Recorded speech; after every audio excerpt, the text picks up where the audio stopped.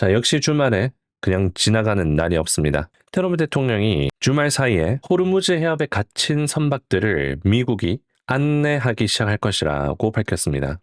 이게 무슨 뜻이냐면 중동 시간 기준 월요일 아침부터 미국이 일부 선박의 호르무즈 해협 통과를 지원할 것이라고 하는데, 이 과정을 프로젝트 프리덤, 프로젝트 자유라고 불리면서 지금 미국이 오만 해협을 이렇게 막아놓은 상태입니다. 여기 안에 있는 선박들을 이제 내보내게 될 것이다 라고 얘기를 한 거예요. 물론 이 호르무즈 해협 안에 있는 선박들은 이란이 꽉 막고 있어서 과연 나오게 할 수 있을지 의문이긴 하지만, 적어도 이쪽에 있는 선박들은 미국의 동의 아래 갈 수 있게 해준다고 한 겁니다. 트루스 소셜 게시물을 이렇게 작성했는데, 이란, 중동, 그리고 미국의 이익을 위해 우리는 이들 국가에 그들의 선박이 자유롭고 완활하게 업무를 수행할 수 있도록 제한된 구역에서 안전하게 안내해 줄 것이라고 전했습니다. 우리는 그들의 선박과 승무원들을 해협에서 안전하게 빼내기 위해서 최선을 다할 것입니다. 이 절차, 즉 프리덤 작전은 중동 시간으로 월요일 아침에 시작이 되고, 저희 대표단은 이란 측과 매우 긍정적인 논의를 하고 있고, 이러한 논의가 모두에게 매우 긍정적인 결과로 이어질 수 있을 것이라는 걸 언급했습니다. 해당 게시물 작성 이후로 미국 선물 가격이 약간 소폭 상승했고 원유 가격이 소폭 하락했습니다. 이렇게 크루드 오일을 보면 지난주 목요일에 107까지 올라갔다가 약간 주말 사이에 떨어진 상태이고요. 이렇게 호르무즈 해협 안에 있는 선박들을 내보내기 시작할 거라는 호재를 주말 사이에 내보냈습니다. 최근에 트럼프 대통령이 이 호르무즈 해협이 갇혔다라고 얘기를 하면서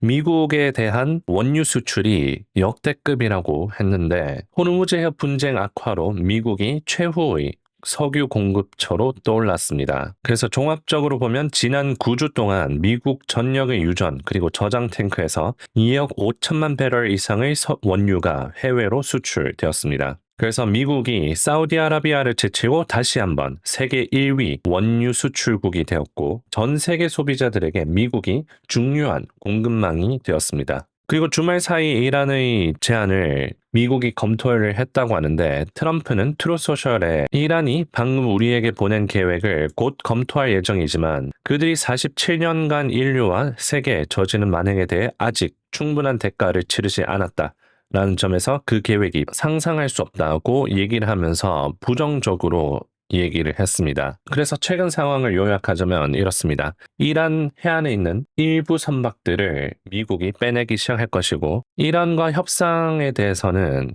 아직 트럼프가 만족하지 못한다고 얘기를 하고 있습니다. 그리고 이란으로부터 더 많은 거를 요구할 것으로 보이는데, 이렇게 되면 유가가 높은 상태를 이제 2개월 가까이 유지하게 됩니다. 이번 연도 3월부터 보시면 쭉 올랐었죠. 그 이후로 90달러 위로 떨어진 적이 거의 없습니다. 3월부터 이제 5월 초가 되었는데 2개월째 높은 원유 가격이 유지되고 있고, 이제 미국의 휘발유 가격은 거의 4불에서 5불 사이까지 올라갔습니다. 이번 연도 초부터는 2불에서 3불 정도였는데 거의 50% 가까이 올랐다고 볼 수 있죠. 이런 상황에서 지난주에 파월 연준 의장이 연준 의장직이 만기되고 난 뒤에도 이사회 남기로 했고요. 오랫동안 은퇴를 계획했으나 최근의 사태로 선택의 여지가 없어졌다라고 얘기를 하면서 거의 40년 만에 가장 분열된 연준을 남기고 연준 의장직을 종료했습니다. 이렇게 되면 케빈 워시가 금리 인하를 추진하기가 굉장히 까다로워진 상태라고 볼 수 있고요. 그렇게 된다면 돈이 미국 시장에 열릴 가능성이 줄어들면서 증시의 상승 엔진이 아직까지 꺼진 상태라고 볼 수 있죠.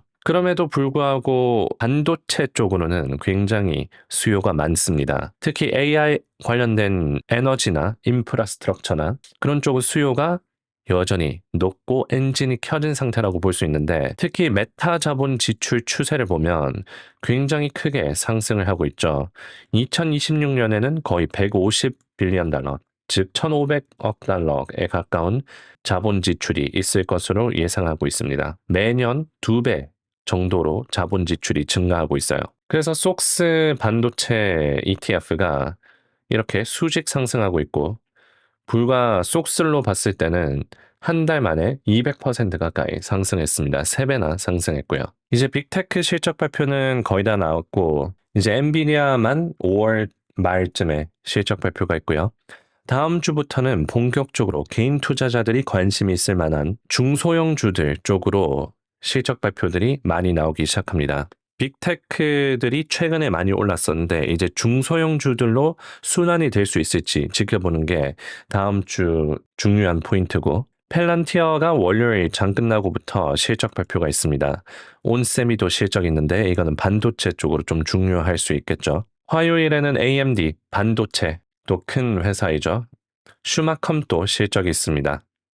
루멘텀 광학 쪽으로도 실적이 있고 아리스타 네트워크 장비 설비 쪽으로도 실적이 있어서 화요일에는 반도체 쪽으로 어떻게 보면 슈퍼위크라고 볼 수 있을 것 같습니다. 반도체 ETF가 다음 주 화요일에 크게 변동이 있을 것을 예상해 볼 수 있고요. 수요일에는 코헤렌트 광학 섹터 쪽 회사이죠. 아이온큐, 엑선, ARM, 애플로빈, 페스트리 소프트웨어 쪽으로 실적 발표가 있습니다.